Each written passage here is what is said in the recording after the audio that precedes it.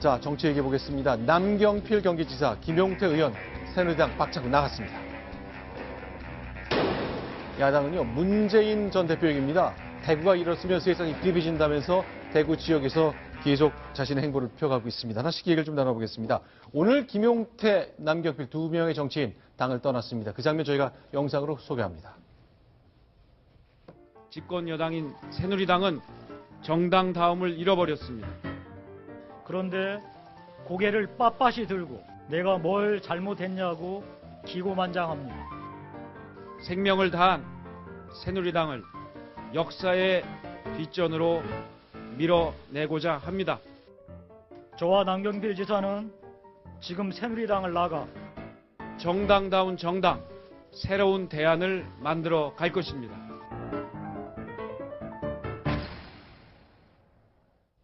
네, 그동안 소장파 그리고 비주류의 길을 계속 걸었던 두 사람의 정치인이 새누리당을 떠났습니다. 이 남경필 지사의 탈당 문제는요, 잠시 후에 남 지사를 직접 이 스튜디오에서 모시고 자세히 얘기를 좀 나눠보겠습니다. 자, 그러면 이런 탈당 사태 관련해서 이정현 대표가 의견을 냈는데 약간의 조롱이 섞인 듯합니다. 이정현 대표 얘기도 듣겠습니다. 당 대표로서 정말 오늘은 슬픈 날입니다. 저는 기독교 신자고 저는 오늘 그 두 분을 위해서 축복 기도를 했습니다. 그러나 자유스러운 걸 좋아하신 분들이기 때문에 새누리당이라고 하는 틀을 벗어나서 꼭 크게 성공하기를 기원드립니다. 네, 중요한 정치인들의 탈당을 좀 그 의미를 최소화하고 싶은 거겠죠?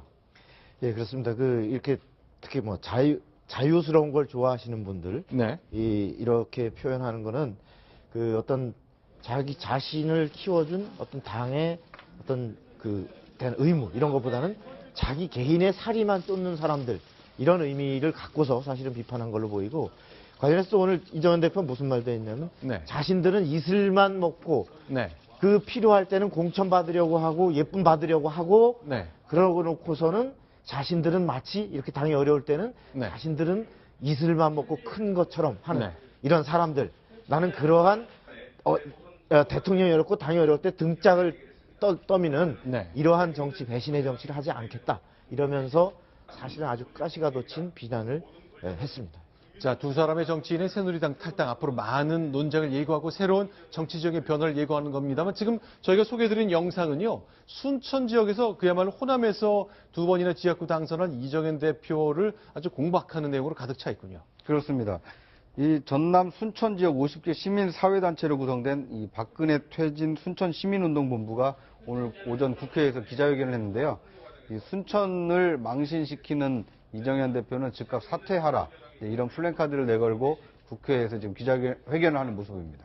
자, 세금 폭탄을 터뜨리겠다면서 이제 호기롭게 두 번 당선됐었는데, 오늘 그 순천 지역 전 일반 유권자는 아닙니다만 일단 시민단체 분들의 얘기였는데 직접 소개합니다. 순천 시민들은 호위무사 간신을 뽑은 것이 아닙니다. 박근혜 대통령과 이정현 의원의 퇴진을 통해 민주주의를 지켜온 호남의 정신을 지킬 것입니다. 이 장면 굉장히 이정현 대표는 상심하면서 봤을 것 같습니다. 이 장면 기자들이 물었습니다. 이정현 대표의 답변입니다. 이제 상대방이 힘이 빠졌을 때는 등짝을 발로 걷어쳐서 내쫓는 이러한 비정한 정치, 이러한 배신의 정치, 그런 정치를 하는 사람이 아닙니다. 대통령의 어떤 범죄의식이 드러났음에도 불구하고 많이 대통령을 기호하고 있다. 그런 이유 때문에 사퇴를 요구하는데, 그런 거짓말 질문을 좀 하지 마십시오. 누가 비호를 했습니까? 다 사과했고 지금까지 그런 부분들에 대해서 전부 다 적극적으로 수사 받아야 된다고 하고, 왜 이렇게 거짓말 질문을 하십니까? 그런 게 아니고 사람들이 이렇게 얘기하는. 아니, 그러니까 사람들이 다 그렇게 얘기를 합니까? 그러지 않은 사람도 있고, 대한민국의 법대로, 헌법대로 하자고 주장을 하는 것입니다. 자, 뭐 이정현 대표로서 이제 뿔이 바짝 나 있는 상황입니다만 저렇게 얘기를 했군요. 기자들이 저렇게 물은 게 아니고요. 네. 앞서 그 순천 시민들이 지금 국회에서 기자회견하면서 네. 이 대통령을 비호하지 말고 사퇴하라 이렇게 요구한 것을 기자들이 대신 질문한 건데 네. 그걸 물어보는 기자를 좀 공박을 하니까 이 답변과 질문이 좀 이게 이상하게 보이는 것 같습니다. 자, 이 장면은 올 4월 총선 때 이정현 대표가 그야말로 모자 하나 쓰고 자전거 타면서 순천을 누비면서 당선된 저 장면인데 6개월 뒤 지금 같은 정치 상황이 있을 거라고 정말 꿈에도 상상하지 못했겠네요. 알겠습니다. 그러나 일단 두 명의 탈당, 김무성 대표 응원했습니다. 그리고 탄핵의 뜻을 밝혔습니다. 다시 한번 확인합니다. 우리 당에 있으면서 당을 새로운 당으로 만들 수 없다는 좌절감을 가지고 탈당하는 것 같아서 너무 가슴이 아픕니다. 그 친박계 의원들이 탄핵하는 것은 패륜행위다 이러면서 냉비판하고 있는데요. 거기에 대한 입장 어떠십니까? 현재까지 나온 내용을 놓고 볼 때는 탄핵 받는 것이 마땅하다고 생각합니다. 저는 탄핵에 찬성표를 던지겠습니다.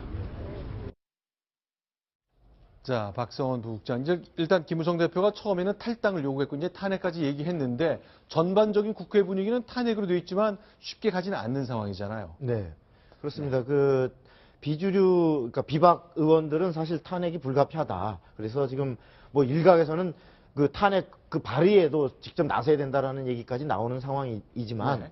사실 그 더민주당으로서 지금 탄핵을 채택을 해놓고 당론을 채택을 해놓고도 네. 그 실행 시기에 대해서는 새누리당에서 충분한 의원들이 확보돼야 네. 만일 그 중에서 탄핵 찬성하겠다 해놓고 나중에 실제 표 찍을 때는 네. 유기명 비밀투표니까 탄핵 반대로 찍어버리면 네. 탄핵이 국회에서 우선 막힐 수가 있기 때문에 그래서 어떤 탄핵 발의 시기는 지금 어떤 그 숫자가 충분히 확보가 된 다음에 하겠다 이런 상황이라서 아직은 아마 이번 주말에 그 촛불 집회 네. 이런 데서 나타난 민심 이런 것을 바탕으로 이후에 더 추동력을 갖고서 나갈 것 같습니다. 그런데 손수호 변호사님, 그동안 네. 우리가 알고 있는 거는 9명의 헌재 재판관 가운데 두 사람이 내년 1월, 3월에 떠나잖아요. 네. 그런데 또 하나 새로운 문제가 생겼습니까?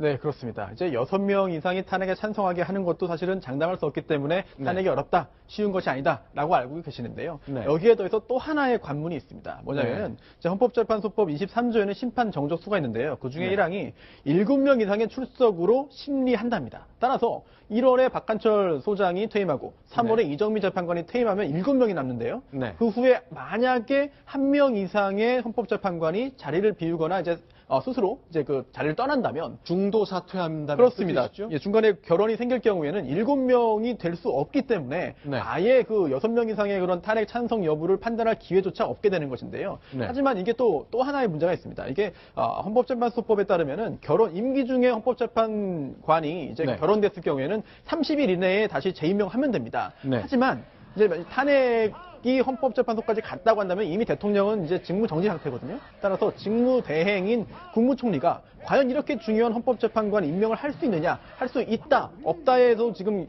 견해가 나뉘기 때문에 이번 탄핵 관련돼 가지고 굉장히 복잡한 헌법상의 문제가 앞으로 이어질 것 같습니다. 자, 그러니까 헌법재판관 중에 누군가 하나가 상당히 정치적인 판단을 하는 거죠. 내가 사퇴하면 아예 대통령에 대한 탄핵 심판 자체가 멈춰진 건데요. 전직 헌법재판관이 이 문제를 지적하고 있습니다. 오늘 아침 라디오 인터뷰 소개합니다. 의결 정족수도 나와 있지만은 심리를 하기 위한 정족수가 나와 있습니다. 7명 이상해야지 그 이하가 재판을 해서는 안 된다는 겁니다. 이 한 명이 헌재를 해버리면 헌재는 식물 헌재가 돼가지고 못해요. 헌재 재판관이 뭐 중될 때까지 공전을 하는데 그러다 보면은 이 나라가 부지하세월 혼란 속에 빠집니다. 자, 부지와 세월이다. 저런 문제를 지적을 했습니다. 손수호 변호사님. 그러나 지금 우리가 잘 모르고 있었지만 헌법재판소가 뭔가 중요한 굉장히 정치적으로 의미심장한 논의를 하고 있다면서요. 그렇습니다. 누구인지는 아직 알려지지 않고 있습니다만, 뭐 시민단체 등 또는 정치인으로 이제 추정됩니다. 어떤 사람이 헌법재판소에 그 헌법소원을 제기했습니다. 이게 뭐냐면 대통령이 문서 유출을 이미 인정했다, 사과했다. 그렇다면 국회가 탄핵 절차를 진행해야 되는데 하지 않고 있다. 이거 자체가 헌법 위반이다. 이게 위헌이다. 라는 그런 헌법소원을 제기했는데요. 네. 헌법재판소에서 이 부분에 대한 사전 심사를 진행 중입니다. 네. 물론 국회의 고유 권한이기 때문에 각하될 확률이 굉장히 높습니다만, 네. 만에 하나 이제 그런 본안 판단으로 넘어간다고 한다면 네. 이미 탄핵에 대해서 국회 절차를 거치기 전에도 헌법재판소가 대통령에 대한 탄핵 여부에 대한 판단을 할 수 있기 때문에 굉장히 중요한 의미가 있습니다. 자, 그럼 이번에 야당 얘기 간단히 좀 정리해 보겠습니다. 자, 문재인 대표가 어제 대구를 방문해서 얘기를 하고 있는데요. 자, 직접 문재인 대표의 육성을 듣는 것으로 시작해 보겠습니다.